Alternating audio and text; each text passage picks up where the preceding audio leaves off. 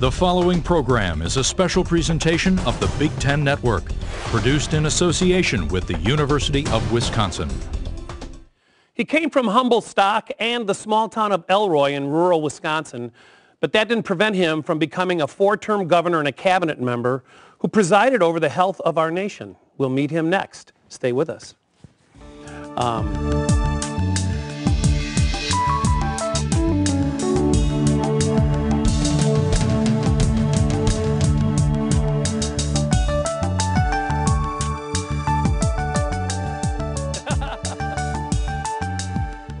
He is one of the most popular politicians in history, if not the most popular, if his four-term regime as governor is any indication.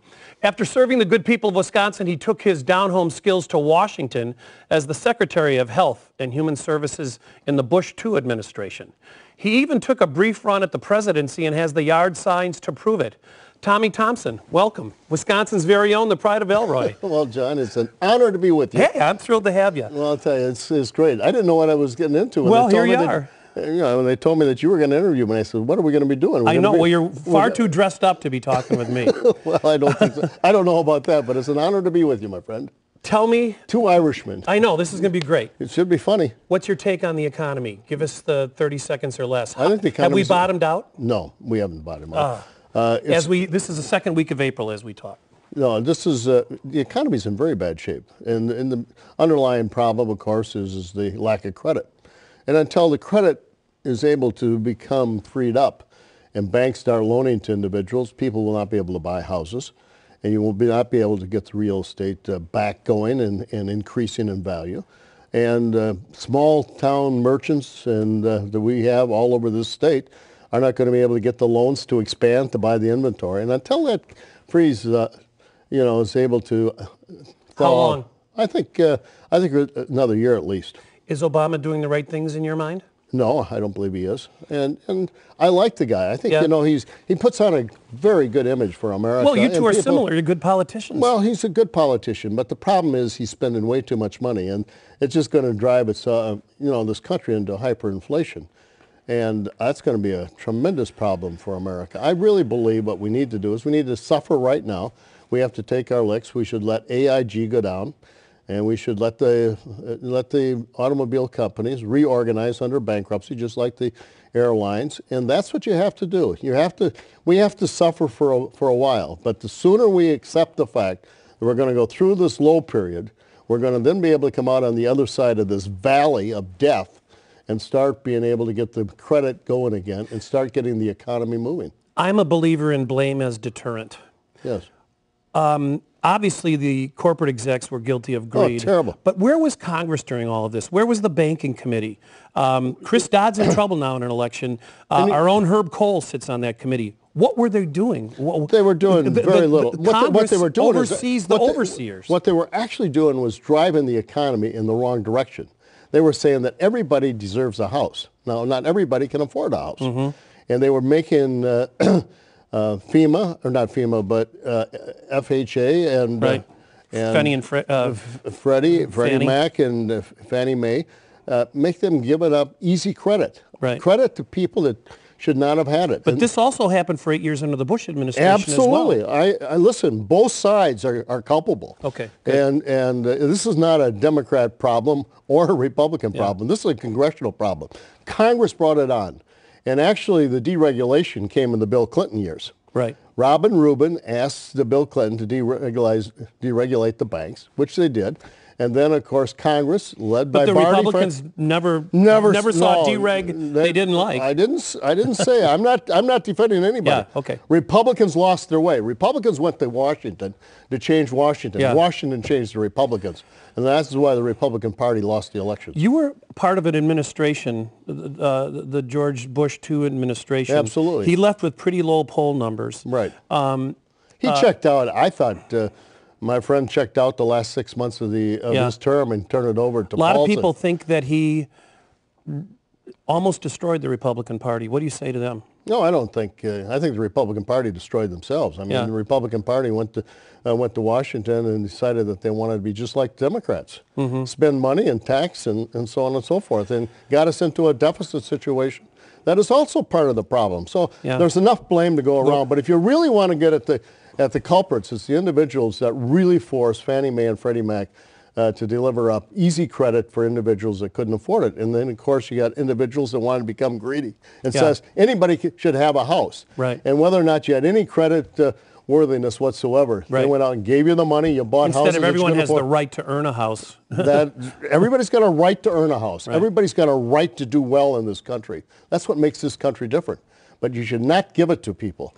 And that is what is wrong with our welfare system and our social service system. The political adage is never let a crisis go to waste. Barack Obama and his administration is taking this crisis and addressing health care, something that you're more than qualified to comment on. What about his universal health care plan? Are there things about it you like, or where do you fall on what he wants to do? There's a lot of things I like. I like the fact, because you've championed some pretty innovative stuff here in Wisconsin. Absolutely, and I championed a lot of things with the Bush administration. If Bush would have followed my lead, right. And as far as information, you and a couple other people, information technology, and I'm not saying that I knew everything about it, but I did ask George W. Bush to put an electronic medical record. Tell you a quick story, if I can have a vignette to hear. Go ahead. George Bush asked me.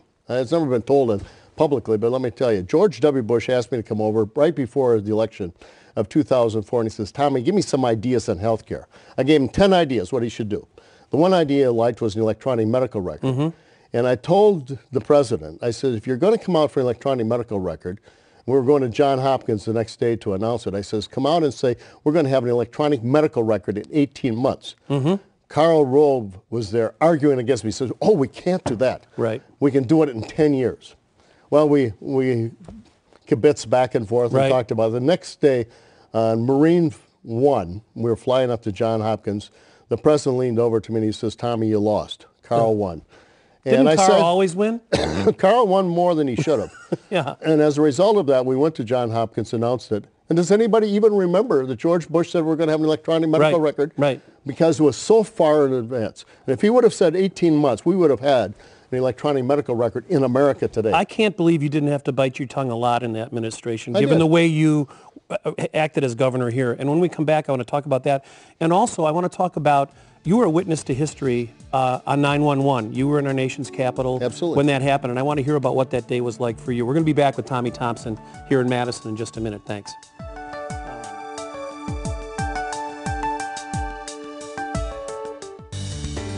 This program is a production of the University of Wisconsin-Madison. If you have comments about this broadcast, please email them to programming@uc.wisc.edu. For more than 100 years, the University of Wisconsin has been inspired by the Wisconsin idea, which says the good work of the university extends to the boundaries of the state and beyond. So the UW works hard to help build Wisconsin's economy. Educate people of all ages. Advance health and medicine. And enhance the quality of life for all of us. Hit it! The University of Wisconsin-Madison. Forward thinking.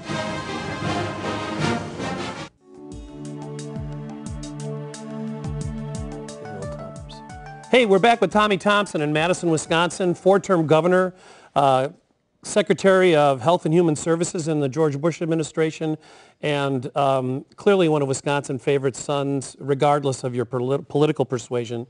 We're going to get to some of your glory days with the University of Wisconsin, because when you were governor, we went to the Rose Bowl 2 or 3 times, if I'm not mistaken.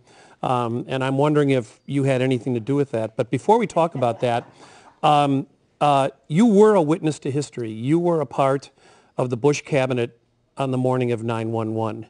Where were you at the moment that you realized something awful was happening? I was in my office, and I was going to have a seminar on pandemic flu and how we might get aware and also be able to develop a contingency plan if it ever hit the United States. And I had in my office all these doctors, or outside my office, waiting to come in and tell me about how we can get prepared for a pandemic flu if it ever hit the United States. Like the 1918 flu, right? Right, the 1918, the 1957, and the 1966. And, and all of a sudden, on one of my aides came in and says, a plane just hit a building up in New York. Mm-hmm. And so we turned it on, and there it was, and smoke was coming out, and then... Did you think terrorism at that time, or just bad pilot? Bad pilot. Something happened. Right. Foggy, must have been the fog. Right. The instruments were off, pilot error, whatever the case may be. You never expected terrorism. And then the next thing happened, another plane. Then immediately, the wheels started. And then we got a call from the Oval Office. Right. And Bush was not there, and they said, we think there's terrorism, and get prepared because we may have to have some medicine up to New York. Right. And then I got all my people in, dismissed the doctors, and we sat down and got the people in there. And then the Pentagon happened. Then the Pentagon happened. Right. And everybody came in, and I said, we got to declare an emergency. And they said, nobody. Now, were you evacuated from your building? Yes, I was. Uh-huh. No, no, I was not. Right, because your building's pretty sturdy building, the Health and Human Services. But it's very close to the Capitol. They thought they were going to. Right. Well, they did evacuate the Capitol, right? Yeah, they did evacuate the Capitol because that's. Right. But then we decided what we had to do, and we decided to declare an emergency. And I declared an emergency, and because I declared an emergency, I was able to get a plane in the air and deliver 100 tons of medical supplies out of one of our contingency supplies and to New York. Yep. And able to help them. And we delivered 100,000 masks and 200,000 prophylactic gloves. Which they needed. Did you clear that with anyone before you made that? No, I didn't. You didn't have to, I'm assuming. No, well, they ordered all the cabinet secretaries out of their buildings and go to a place about 45 miles. An undisclosed location. Called Camp Weather. Uh-huh. I refused to go. Okay. And they exempted Rumsfeld and Colin Powell, and I refused to go. Yeah. And they came over and said, if you don't go, everybody else had left, and they said, if you don't go, you're going to get arrested. So I left, and I told my security to come out and pick me up. Yeah. Went out and checked out the front door, and it's about 80 feet in the ground. It's an amazing city. Right. And I walked out the other door and got in the car and came back, was in the back of the building in about an hour and a half. A lot has transpired since then. You during your time in the Bush administration, you were privy to information that the average citizen isn't. Every morning. Are we safer now? Yes, we are. Do you still worry? Oh, absolutely. How much should we worry? We should worry a lot. Really? Yeah. Just think about our food. Less than one. Well, that was the warning call you made as you exited, if I'm not mistaken. Absolutely, and still haven't addressed the problem. Right. 1% of our food supply is being inspected. Can you imagine how much food we're actually importing from the Middle East? Right. And from all over the world that's not being inspected? Yeah. It could be easily tampered with, and I've always been concerned about that. 75% of the ingredients of the medicines that you take and all the medicine you order is imported. And nobody has ever really realized how you're going to be able to get those ingredients into our manufacturing concerns to make our medicines if something really drastically happened. Right. And it's just an amazing situation. This just-in-time inventory has affected the supply lines. And it could affect the supply lines if there is an emergency. When we get back, I want to talk about that, and I also want to talk about your visit to the Rose Bowl in the early 90s and the first Rose Bowl and what that experience was like for you as a Badger, as a Wisconsin native. Fantastic. We're going to be right back with Tommy Thompson. And we won, too. Yes, we did. We actually won 3 times, did you know? Consider this. There's a public university that consistently ranks among the top in the number of Peace Corps volunteers and in the number of graduates serving as CEOs of Fortune 500 companies, whether they are leading corporations or changing the world. The next time you see people doing extraordinary things, they are probably Badgers. The University of Wisconsin-Madison. Forward thinking.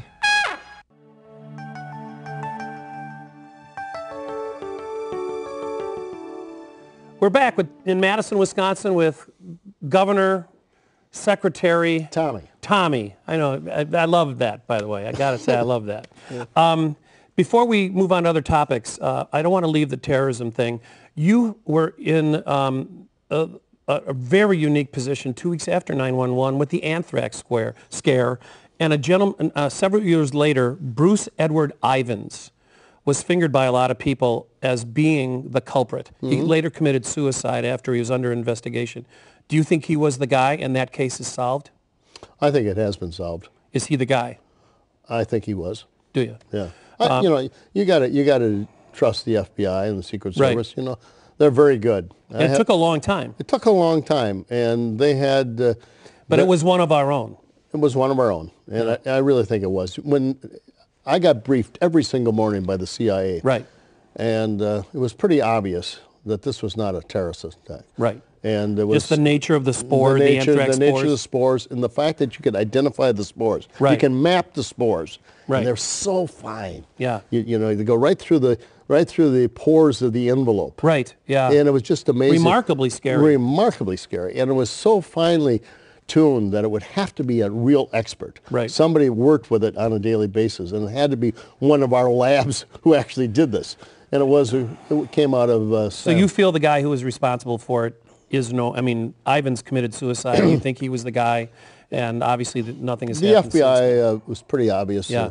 And I think that they've got the person. Okay, on a more pleasant topic, so Donna Shalala hires Pat Richter, who hires Barry Alvarez, and all of a sudden you're Wisconsin Badgers. You graduated from UW Law School.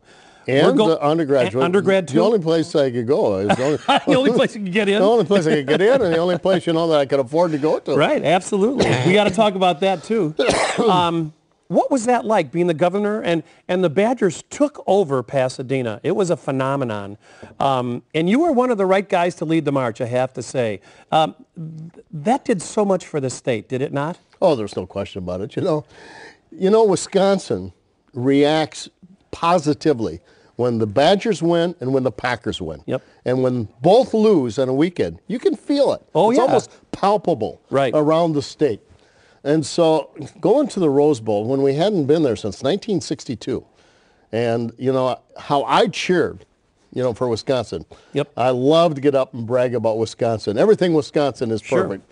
Sure. And you didn't let people forget it that year, I suspect. And I would never let anybody forget about it. And then, of course, to go to the Rose Bowl. And I was a senior the last time they went to the Rose Bowl. Sure. And I went to that game. Yep. And that's when Ron Vanderkellen, Pat Richter. I think Pat Richter broke the record, and Ron Vanderkellen, I think they still hold some of the records. Yep. For that 19, was it 63 or 64? 62. Is it? I don't know. I was watching it at home. And I was there. Yeah. And I can still remember. Walking down, and I looked over to the guy next to me was Will Childs. What was his name? The movie actor, Will. But anyway, come back to Chill Wills. Chill Wills, that was the guy. Right. Tall guy. Yeah. Westerner. Man. Yeah, right, Westerner. I says, hi, Chill. Hey, I want to say one thing to you. One of the more controversial events in your administration was Miller Park. Yes. Having been to Miller Park, and I had very mixed feelings as a Wisconsin citizen, I got to say the longer time goes on, the more I like the fact that place was built. What's your feeling about it now that time has passed? Because that was a very controversial act. It would not have been built without me. Right. I believe that. I carried that one on my back. And you have no apologies? No apologies whatsoever. I do have apologies for the fact that Bud Selig misled the people in Wisconsin. Mm-hmm. In what way? He said he was going to build it. He said he was going to pay for it, and he never did. Right. And the taxpayers did, and I don't think the taxpayers ever were thanked enough by Bud Selig for what the effort was. But the building of the stadium. I imagine you've told Bud that. I've told him. I'm not surprised. I've told him, absolutely. How do you like the park? I haven't been back. Really? Really, no. Is there a message there? Yes, there's a message. Yeah. Very much a message. Great. Well, I want to find out what other messages you'd like to send while you're here today. We're going to be back with Tommy Thompson in just a second. Yeah.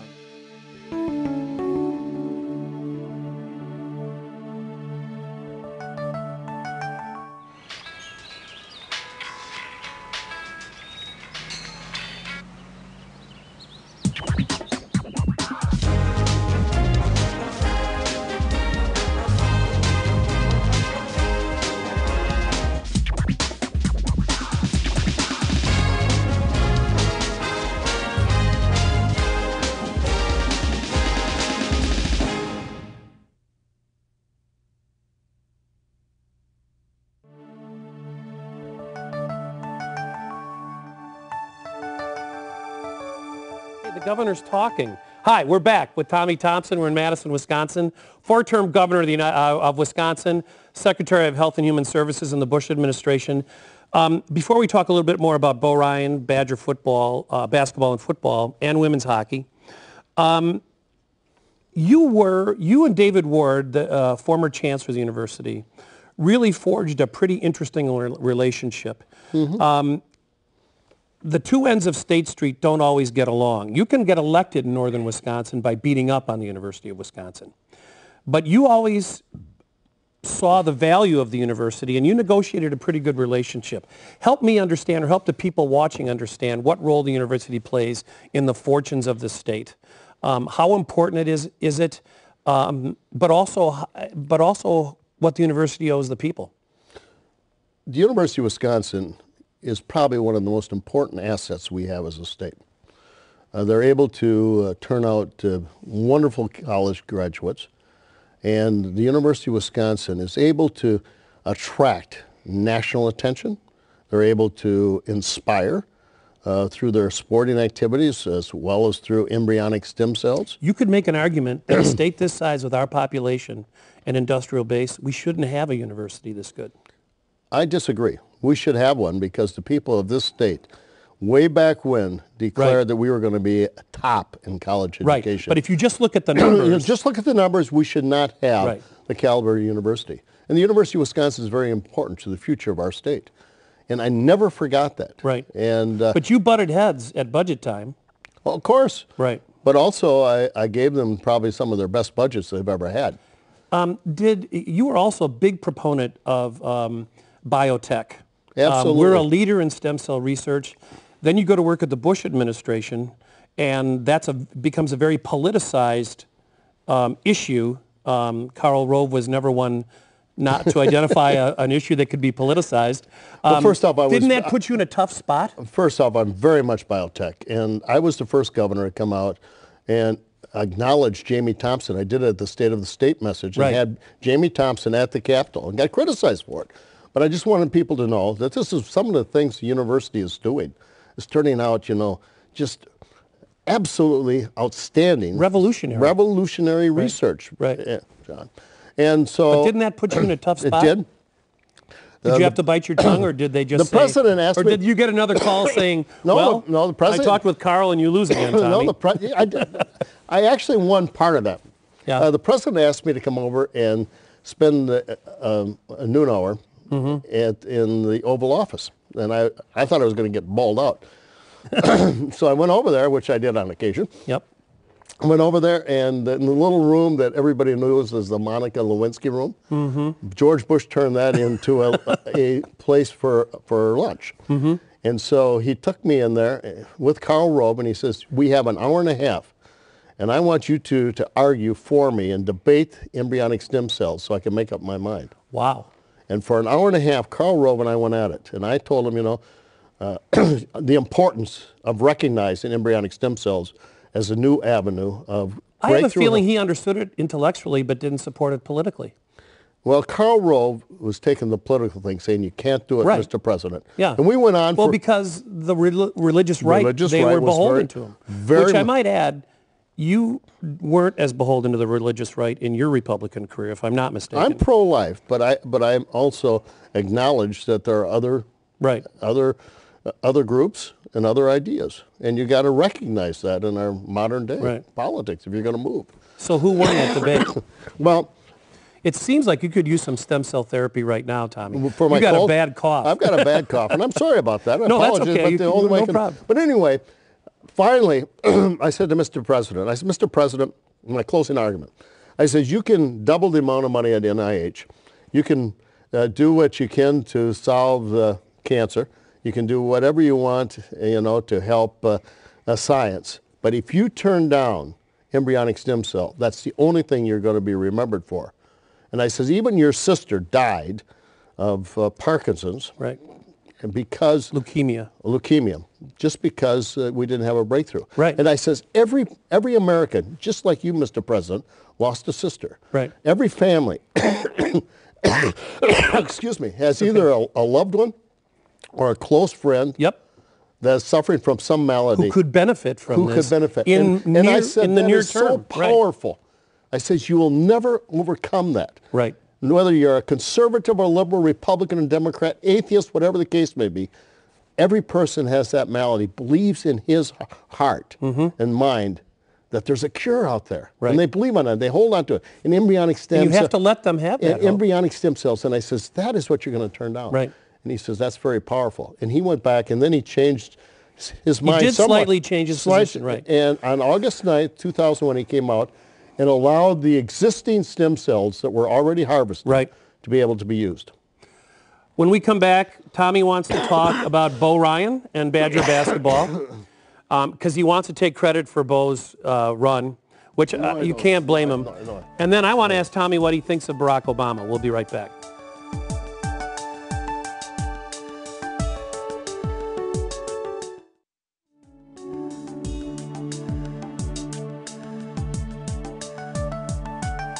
We're back with Tommy Thompson in Madison, Wisconsin. He's been was our governor for 4 terms, the pride of Elroy. First of all, Bill Gates and his foundation. Bill Gates has been very direct in saying secondary education in America is failing. You were aggressive in school choice and voucher issues. Absolutely. One could argue that things haven't gotten better, they've gotten worse. How do we solve education? You've got to solve education by allowing more opportunities for children to go to school in regards to having more choices. I get the sense Obama's got a more open mind about this, that he's a little less beholden to the teachers union than previous Democratic presidents. Yeah, vouchers are very good. Charter schools are very good. You should also allow cities, you should hold people really accountable and responsible. What do you say to teachers unions who say... You should split up Milwaukee into 4 districts of 25,000. We haven't solved Milwaukee yet. No, we have not. 60% of young African-American boys are not graduating from high school. That is mortifying. That's mortifying, but that's true. And what you got to do is you got to split that Milwaukee school board. You got to split up that Milwaukee school Why system. hasn't that happened? I mean, to teachers me, union is too strong. This is embarrassing. You got to have leadership. Couldn't you do business with the teachers union when you were in office? No, where's the speed bump in that? Speed bump is that they're too powerful in regards to being able to control their members, and their members are too much of a direct teachers union is too much in concern only with wages, and I have no problem with that. I think teachers are underpaid. We got to find ways to pay the teachers more, but they have to also be accountable. And you got to allow for testing.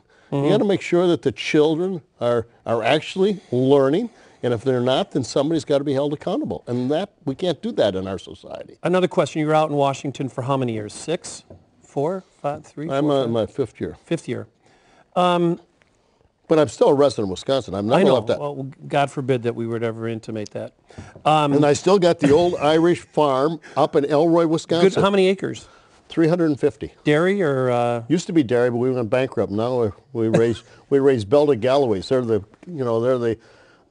a Scottish cow, which really bothers me. The hairy ones? Yeah, they got a black in front and black. They're the Orioles. Yeah.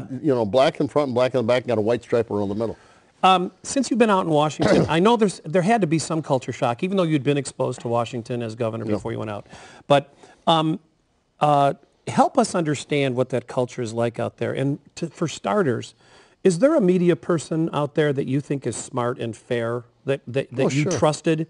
Tick off some of them where if you're to listen to their interpretation of events, it has credibility with you and should with others. I think Sean Hannity is probably the most... Really? Right. Oh, my. Yeah. Fox News, really? Yeah, I do. How about anyone more towards the middle?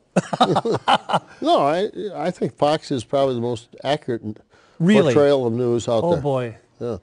I mean, I'm not a fan of Fox. I know you're not, but the truth of the matter is they're the most accurate. Really? Yes. Boy, because you always struck me as a little bit of a centrist. I am. Do you ever tell Fox when they're wrong? Tell anybody. Do you ever call up Roger Ailes and go, "Hey, Raj"? Already, how many people have we irritated? You've irritated quite a few, I have to say. I'm not bashful about telling you my opinion. Obama. No, Bo Ryan. No, we already talked about Obama. Bo Ryan.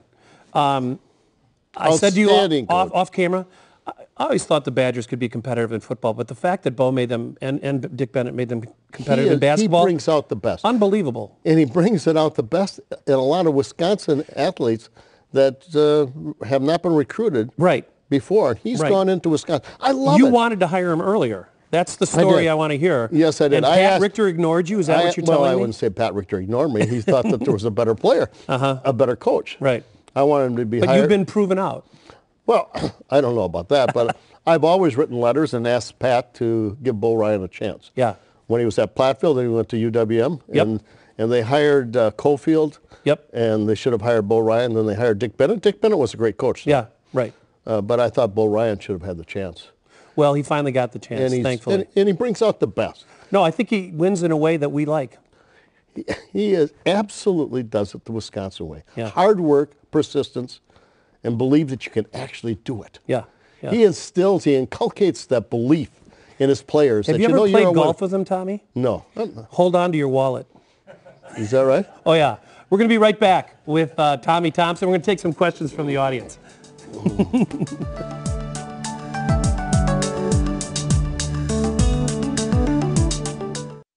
Okay. Hey, the state of Wisconsin. The governor's holding forth over here, and we've got a question here.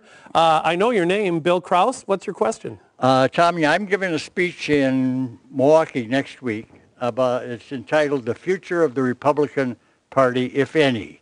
And I want to know what you would tell the audience that I'm speaking to.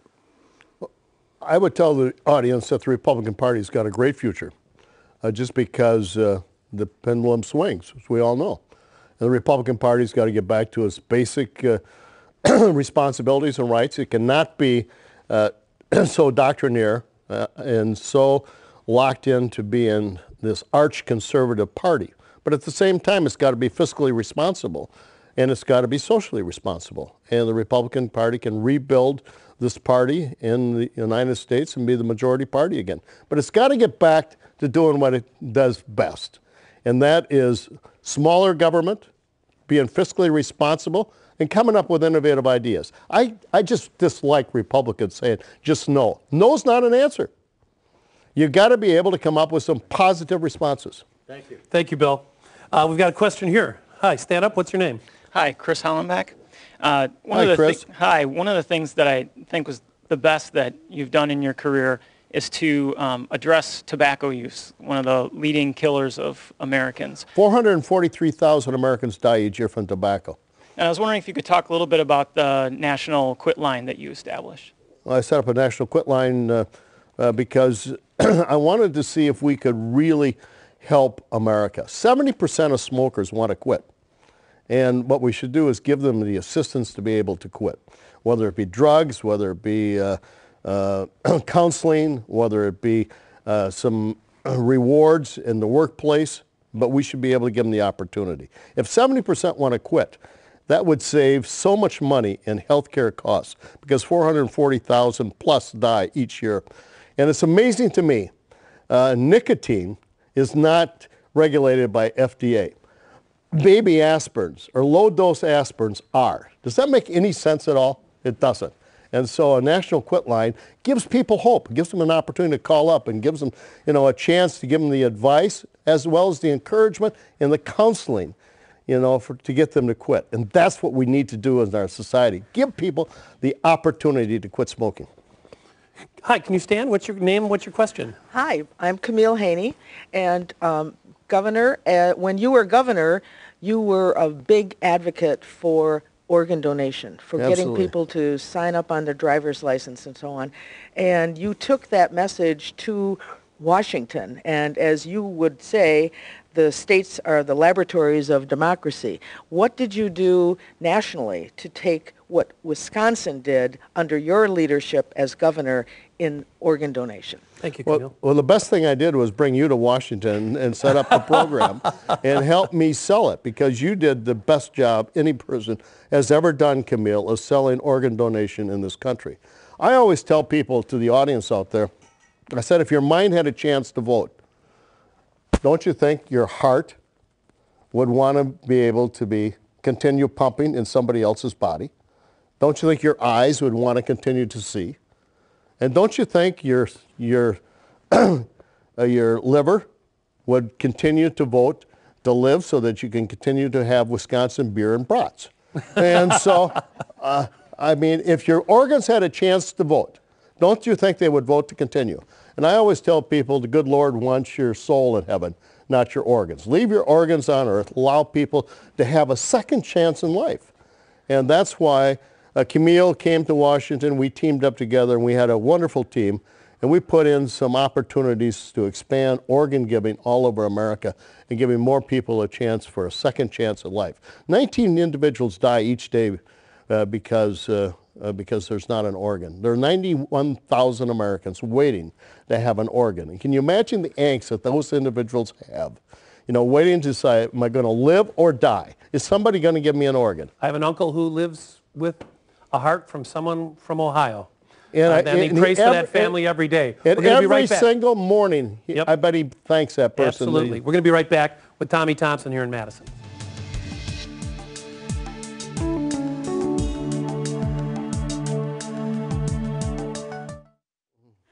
Hi, we're back in Madison with Tommy Thompson, four-term governor of the state of Wisconsin, cabinet member during the Bush administration, and we have a question. Please stand. What's your name? What's your question? I'm Michaela. I'm with the School of Medicine and Public Health, and also a program called the Stem Cell Research Archives Project, which I introduced myself to you at the Stem Cell Summit in September when you were here. And I actually have a fluffy question. I'm the one that gave you the dollars out of NIH for you to build that. Indeed, and we're very thankful. Well, that's good. As always. See, I brought money back to Wisconsin. It's a love fest. Huh? It's a love fest. It is. Your question? A frivolous one. Can you articulate what your fondest recollection of being in office as governor might have been when you were in Wisconsin? That's not frivolous. That's a good question. There's never one thing. I love being governor. I love, if I had to say one thing, I love to cheer on Wisconsin. I think we're a great state, great people, and I think we've suffered enough. I think, you know, people make too many jokes about Wisconsin, the upper Midwest.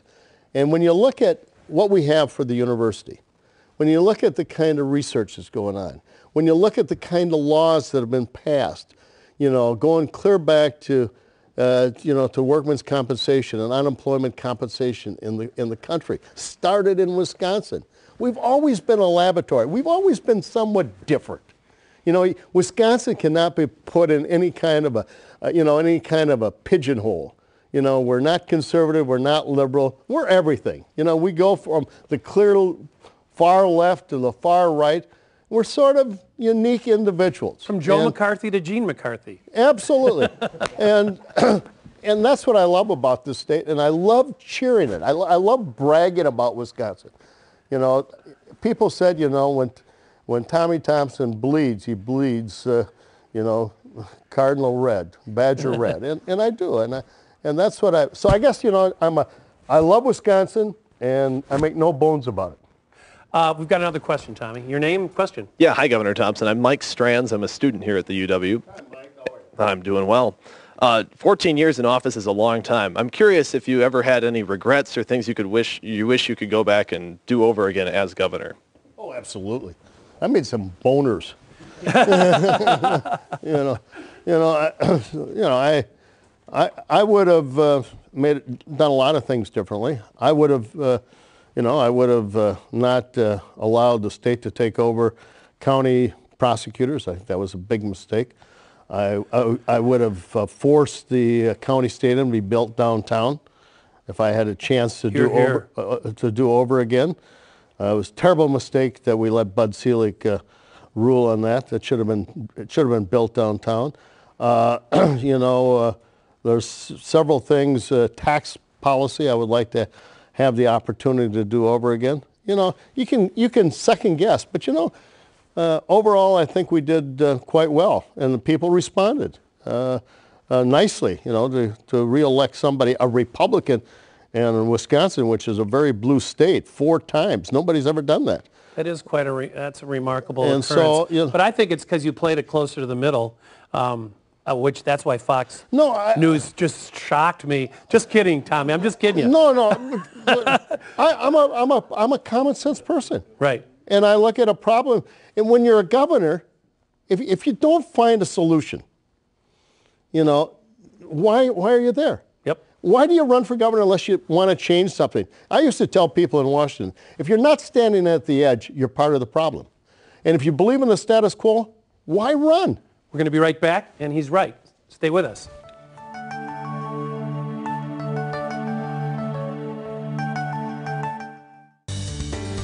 This program is a production of the University of Wisconsin-Madison. If you have comments about this broadcast, please email them to programming@uc.wisc.edu. We're back with Tommy Thompson here in Madison, Wisconsin. Tommy, closing questions. I want to talk about the past and the future. Okay. The past, growing up in Elroy in the late 40s, early 50s, what was it about your formative years that you learned from your mom and dad that made you the politician that you are? What did you learn working in the grocery store? My father believed, he was German, and my mother was Irish. Mm-hmm. And my mother was a school teacher, and she taught me, she says, Tommy, it takes less to smile than to frown, and everybody you should say hello to everybody you can. My father says you have 2 ears and 1 mouth. Use them in that proportion, and you'll do all right. So that's the German and the Irish. My father had the belief that everybody should work. So I started working at the age of 5. And you are a hard worker. Oh, I'm a workaholic. Yeah. Cleaning eggs. Farmers would bring them in, and I had to polish those darn eggs. And to this day, I cannot eat eggs. I hate eggs. But I polished eggs. And so he instilled in me. And every Friday night, my father was on the county board. The farmers from the community would come in and talk politics. And I was just intrigued by it. Mm-hmm. And my father was a good politician. So you learned politics at his feet. I learned politics at my father's feet. Now let's talk about the future. If I'm not mistaken, you hit a certain benchmark this year from a birthday standpoint. Are you 70? No. What are you? Good Lord, I'm only 67. Oh, I'm sorry. I thought you were turned 70 this year. No. You don't look it, by the way. But I still do 60 push-ups in the morning. I know, and I hear you still water ski, but you came into the green room and you said, I've been on a plane all week. When are you going to slow down? Shouldn't you be up at a cabin in the North Woods working on a memoir right now? Oh, I couldn't. You can't stand still? I could and you not. drive Sue Ann nuts? That's why I work all the time. That's why we got such a happy marriage, because I'm never home. But no, I would love to run one more time. Really? Yes, for governor? I don't know what I want to run for. But Senator? Maybe Mayor Bellray. I don't know, but I really would like to run one more time. I can't see you running, so you're going to run for governor again. Hmm? You're going to run for governor again. I can't hear you. Well, that will be fun. That's interesting. That's fun. Yeah. Then you won't have to be on a plane so much. No, that's true. If I mean, you could be here more instead of out east. I love this state. Yeah. Well, the state loves you too, and this will be interesting. Maybe we even made some news here today, huh? Tommy Thompson. Thank you. Thanks. It's always great to see you. Stay here. I know you're going to talk to the audience for a half hour after we're off the air. No, I have thanks to go for joining us. To a seminar. I know. Well, we'll let you go. All right, but we're going to say goodbye to the audience first. Thanks, everybody. Join us next time on Reflections. See ya. Hey, Tommy, give it up.